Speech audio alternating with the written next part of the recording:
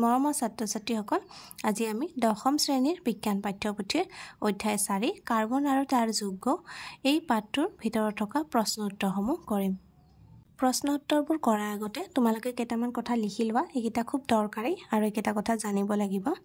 Note হিচাপত লিখি লোৱা। লেখা কাৰ্বন হ'ল এবিধ অধাতু। কাৰ্বনৰ পাৰমাণৱিক সংখ্যা 6। কাৰ্বনৰ ইলেক্ট্ৰনীয় বিন্যাস 2,4।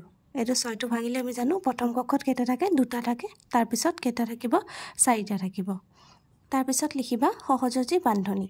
লিখা দুটা পৰমাণুৰ মাজত ইলেক্ট্ৰনৰ ভাগ বতৰা হৈ গঠন হোৱা বান্ধনীকে সহযোজী বান্ধনী বোলা হয়। যিবোৰ যৌগ সহযোজী বান্ধনীৰ দ্বাৰা সৃষ্টি হয় তেনেবোৰ যৌগকে সহযোজী যৌগ বোলা হয়। তাৰ পিছত লিখিবা সহযোজী যৌগৰ ধৰ্ম। 1 নম্বৰ সহযোগী যৌগৰ গলনাংক আৰু উতলাংক নিম্ন। 2 নম্বৰ লিখিবা সহযোগী যৌগবোৰ বিদ্যুতৰ অপৰিবাহী। এইখিনি লিখি লোৱা। এইটো প্ৰশ্নৱলী 1 বুলি আমি ধৰি লওঁ। প্ৰশ্নৱলী 1 কুৱেশ্যন নম্বৰ 1 কাৰ্বন ডাই অক্সাইডৰ ইলেক্ট্ৰনীয় বিন্দু গঠন কি হ'ব? কাৰ্বন কেইটা আছে? এটা। কাৰ্বন ডাই অক্সাইড এইটো লিখিলে কিমান হ'ব? কাৰ্বন মাজত হ'ব, দুফালে দুটা অক্সিজেন, কিন্তু দ্বিবান্ধনী দিব লাগিব অক্সিজেন। এতিয়া তোমালোকে চিত্ৰটো আঁকা। ইলেক্ট্ৰনীয় বিন্দু গঠন কি হ'ব? প্ৰথমতে এইটো নিচিনাকৈ আঁকিবা। কাৰ্বন মাজত থাকিব, কাৰ্বনটো মাজত দিলা, এইটো কাৰ্বন আৰু দুফালে কি থাকিব? অক্সিজেন। এইটো অক্সিজেন, এইফালেও এটা অক্সিজেন। এতিয়া কাৰ্বনৰ আমি নিজাকৈ জানো কাৰ্বনৰ কেইটা থাকিব? কাৰ্বনৰ নিজাকৈ 4টা। গতিকে এইফালে দুটা কাৰ্বনবিলাকক আমি ক্ৰছ দিলোঁ, এটা ক্ৰছ, দুটা ক্ৰছ, আৰু ইয়াতেও দুটা দিলোঁ। কাৰ্বনৰ 4টা হৈ গ'ল। এতিয়া যিহেতু ডি বান্ধনী আছে, এটা বান্ধনীত কেইটা ইলেক্ট্ৰন থাকে? দুটা থাকে। ইয়াতে তেনেহ'লে আৰু দুটা লাগিব। এই দুটা ধৰিলোঁ আমি অক্সিজেনৰ, ইয়াতে এটা, ইয়াতে এটা। ডি বান্ধনীটো হৈ গ'ল। এতিয়া অক্সিজেনৰ কেইটা নিজাকৈ? ইয়াতে দুটা আৰু 6টা লাগিব। যিহেতু অক্সিজেনৰ নিজাকৈ 6টা থাকিব, গতিকে ইয়াতে দুটা সোমাই গৈছে আৰু কেইটা থাকিব? 4টা। এটা, দুটা, তিনিটা, 4টা। ঠিক তেনেদৰে ইয়াতেও দুটা সোমাই গৈছে নহয়, আৰু কেইটা থাকিব? 4টা। এটা, দুটা, তিনিটা, 4টা। এতিয়া প্ৰত্যেকটোতে চোৱা 8টাকৈ হৈছেনে নাই ইলেক্ট্ৰন? এটা, দুটা, তিনিটা, 4টা, 5টা, 6টা আৰু কাৰ্বনৰ দুটা। কিমান হ'ল? 8টা। এইটো অক্সিজেন তেনেকৈ নিজৰ 6টা আৰু কাৰ্বনৰ দুটালৈ 8টা হৈছে। আকৌ কাৰ্বনৰ নিজাকৈ 4টা আৰু অক্সিজেনৰ 4টা লৈ পেলাই 8টা হৈছে। গতিকে প্ৰতিটোতে 8টাকৈ ইলেক্ট্ৰন আছে। 2 নম্বৰ 8টা ছালফাৰ পৰমাণুৰে গঠিত এটা ছালফাৰ অণুৰ ইলেক্ট্ৰনীয় বিন্দু গঠন কি হ'ব? 8টা মানে 8টা ছালফাৰ ল'ব লাগিব। ইয়াতে কি ইংগিত দিয়া আছে? 8টাকৈ ছালফাৰ পৰমাণু এটা বলয় আকৃতিত আছে, তাৰমানে ঘূৰণীয়া। গোটেইকেইটা গৈ গৈ বলয় আকৃতিত বনাব লাগিব। এতিয়া 8টা ছালফাৰ বনাই ল'ব লাগিব। 1, 2, 3, 4, 5, 6, 7, 8টা। 8টা ছালফাৰ হ'ল। ছালফাৰ লিখি দিয়া। 1, 2, 3, 4, 5, 6, 7, 8টা। এতিয়া ছালফাৰৰ পাৰমাণৱিক সংখ্যা কিমান? ছালফাৰৰ আমি জানো 16। 16টো ভাঙি লিখিলে কি হ'ব? 2,8,6। তাৰমানে বহিৰ্তম কক্ষত কেইটা থাকিব? 6টা ইলেক্ট্ৰন থাকিব। এতিয়া চোৱা, এইটোত যদি 6টা আমি আকৌ কেইটা হ'ব? চোৱা, 1, 2, 3, 4, 5টা। এইটোত এটা দিলোঁ, এইটোত এটা, নিজাকৈ 6টা হৈ গ'ল। এতিয়া নেক্সটটোত 1, 2, 3, 4 হয়নে? ক্ৰছ দিলে ভালকৈ বুজিব পাবা। ক্ৰছ দিওঁ। 1, 2, 3, 4। এই এছৰ এটা ইয়াতে দিলোঁ, ইয়াতে এটা দিলোঁ। কেইটা হৈ গ'ল? ইয়াৰ নিজা 6টা, কিন্তু এইটোৰ পৰা এটা আহিছে। ঠিক তেনেদৰে এইটো যদি আমি ডট দিওঁ, 1, 2, 3, 4, 5, 6টা। এইটো আমি ক্ৰছ দিলোঁ। 1, 2, 3, 4, 5, 6টা। এইটোত আকৌ ডট দিওঁ। 1, 2, 3, 4, 5, 6টা। এইটোত ক্ৰছ দিওঁ। 1, 2, এইটোত তেনেকৈ ডট,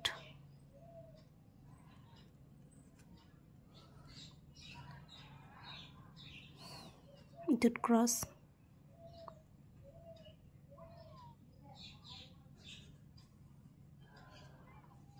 হৈ হৈ গ'ল নে এতিয়া সব প্ৰতিটোতে 8টাকে ইলেক্ট্ৰন হৈছে এইটোৱে কি কৈছিলে সালফাৰ পৰমাণুৰ গঠিত সালফাৰ অণুৰ ইলেক্ট্ৰনীয় বিন্দু গঠন এইটোৱে পৰৱৰ্তী প্ৰশ্নগুলিত যোৱাৰ আগতে তোমালোকে এইটো কথা লিখি লবাচোন সমযোজী যৌগ লিখিবা যিবোৰ যৌগৰ আণবিক সংকেত একে কিন্তু গঠন সংকেত বেলেগ বেলেগ তেনেবোৰ যৌগত সমযোজী যৌগ বোলে আণবিক সংকেত একে কিন্তু গঠন সংকেত বেলেগ এটা উদাহৰণ লিখি লবা এইটো এটা উদাহৰণ ইয়াত চোৱা কাৰ্বন কেইটা আছে এটা দুটা তিনটা চাৰিটা ইয়াতো কেইটা আছে এটা দুটা তিনটা চাৰিটা হাইড্ৰোজেন কেইটা আছে কাউন্ট কৰা ইয়াতে 10টা হাইড্ৰোজেন আছে ইয়াতেও 10টা হাইড্ৰোজেন আছে গতিকে কি লিখিব পাৰো C4H10 ইয়াতে কি লিখিব পাৰো C4H10 তাৰ মানে কি আণবিক সংকেত আমি একে পালো কিন্তু গঠনটো দেখিছানে গঠনটো বেলেগ হৈছে ইয়াতে তিনটা ইয়াতে এনেকে চাৰি পাটি চাৰিটা কাৰ্বন একেলগে আছে কিন্তু ইয়াতে চোৱা এটাৰ পৰা ভাগ হৈ গৈ কাৰ্বন তলত গৈ গঠন কৰিছে গতিকে ইয়াৰ গঠন সংকেত বেলেগ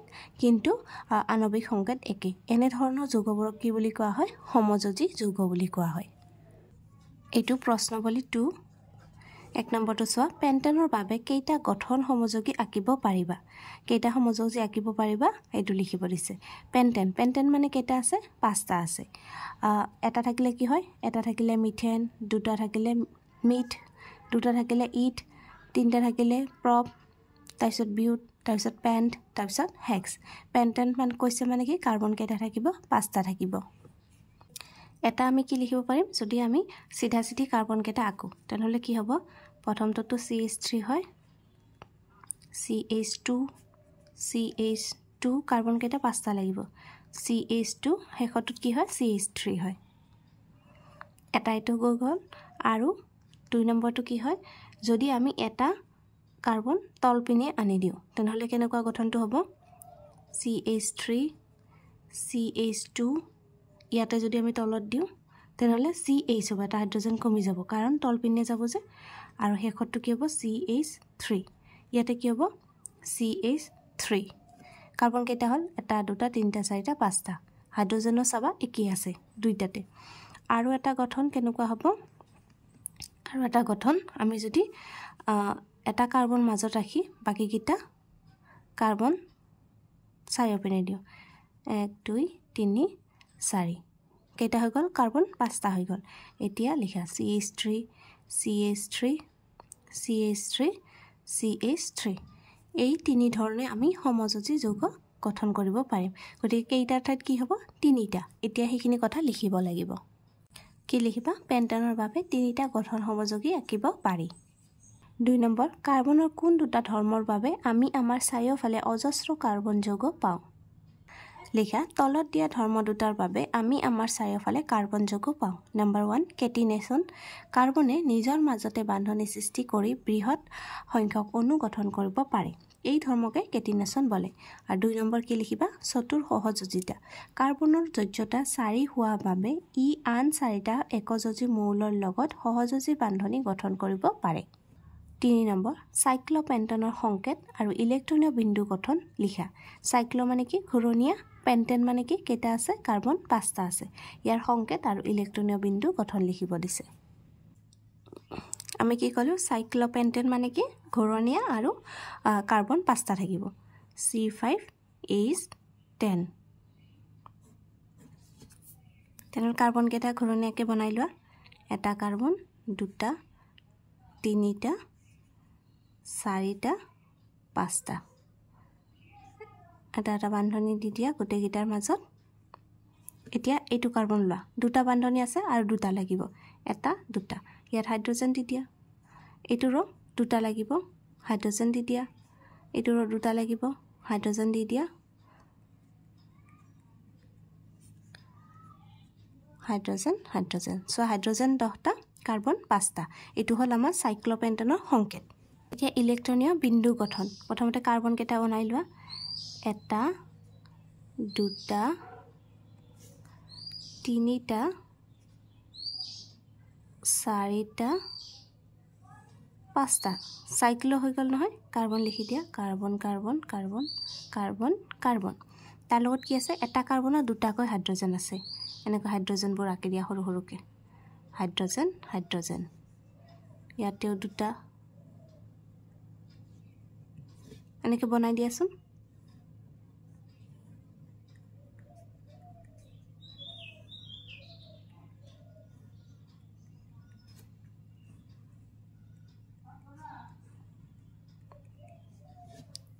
এতিয়া হাইড্ৰজেনৰ কেইটা নিজাকে থাকিব এটাকে প্ৰতিটোতে এটা এটা হাইড্ৰজেনবোৰ আমি ক্ৰছ বুলি দিছো ক্ৰছ ক্ৰছ ক্ৰছ এটা এটা ক্ৰছ দিছো এটা এটা ক্ৰছ দিছো এতিয়া কাৰ্বনৰবোৰ দি যাও আমি ডটেৰে কাৰ্বনৰ ইয়াতে এটা এটা সোমাব ইয়াতে এটা এটা সোমাব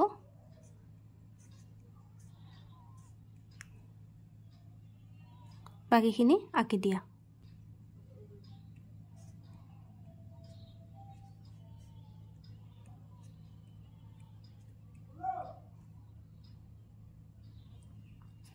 এতিয়া হিসাব কৰি চোৱাচোন হাইড্ৰজেনবোৰতো দুটাই থাকিব প্ৰতিটোতে দুটাকে থাকিব আৰু এটা এটা কাৰ্বন চোৱা আঠটাকে ইলেক্ট্ৰন আছে নে নাই প্ৰতিটোতে চোৱা আঠটাকে ইলেক্ট্ৰন আছে এইটোৱে হ'ব ইলেক্ট্ৰনীয় বিন্দু গঠন কাৰ সাইক্লোপেন্টেনৰ 4 নম্বৰটো চোৱা তলৰ যৌগবোৰৰ গঠন আঁকি দেখুৱা 1 নম্বৰ কি আছে ইথানয়িক এচিড ব্ৰমপেন্টেন বিউটানন হেক্সানেল তাৰ পিছত আকৌ ষ্টাৰ মাৰ্ক দি সুধিছে ব্ৰমপেন্টেনৰ সমযোগী সম্ভৱনে ইথানয়িক এচিড ইয়াতে কি আছে ইথ আছে ইথ মানে কাৰ্বন কেটা হ'ব কাৰ্বন দুটা এটা কাৰ্বন দুটা কাৰ্বন তাৰ পিছত ওইক এচিড ওইক মানে কি কাৰ্বক্সিলিক এচিড গতিকে ওইক এচিড থাকিলে কি হ'ব এফালে অক্সিজেন দ্বিবান্ধনীৰে থাকিব আনফালে OH থাকিব এটা সাইডত থাকিব আমাৰ OH আৰু আনটো সাইডত থাকিব দ্বিতীয় বান্ধনী দি পেলাই অক্সিজেন ৰাখিব লাগিব বাকিখিনি তুমি হাইড্ৰজেন দি দিয়া হাইড্ৰজেন হাইড্ৰজেন হাইড্ৰজেন এইটো হ'ব ইথানয়িক এচিড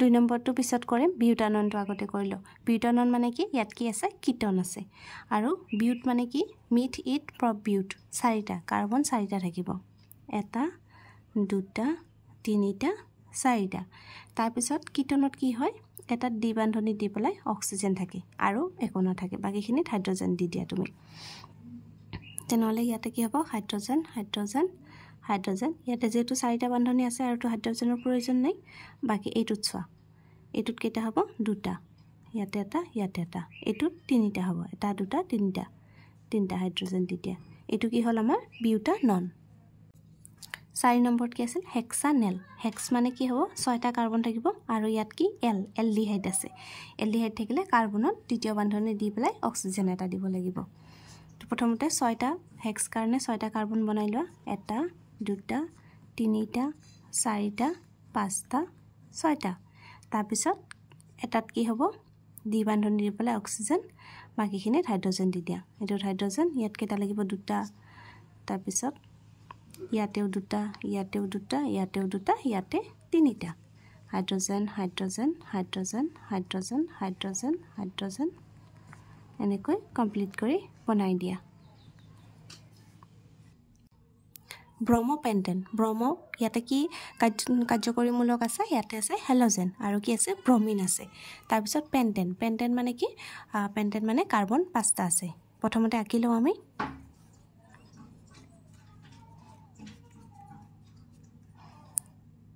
কাৰ্বন 5টা আমি আঁকি লৈছো এতিয়া এটা ব্ৰমিন দি দিও ব্ৰমিন দি দিছো এটা সাইডত বাকিখিনি আমি এতিয়া কমপ্লিট কৰো